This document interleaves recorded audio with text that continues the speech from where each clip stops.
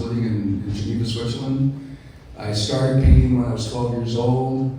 By the time I was 14, I was committed when I was 12 years old. I picked up something, started painting, and that day I thought of myself as an artist. 2 years later, painting every day, have a lot of work.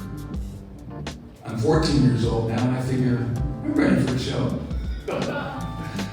I've been haunting the galleries in Geneva, and had sort of thought one of them might kind of maybe do something.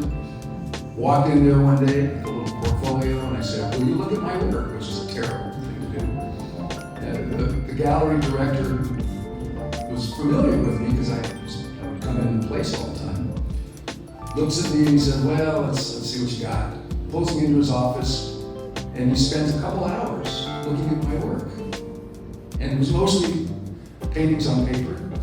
So after 2 hours, he says, well, Richard, this is really nice work, but tell you what, you should come back and talk to me when what you're doing doesn't look like a group show.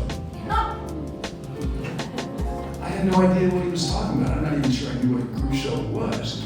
I just didn't know what he was talking about. And I was really disappointed, and I'd go home.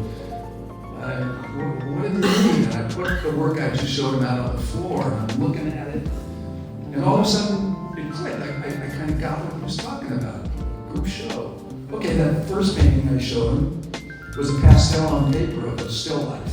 Second one was an oil painting abstract. Third one was a charcoal figurative thing. And sure enough, they were all different in one way or another.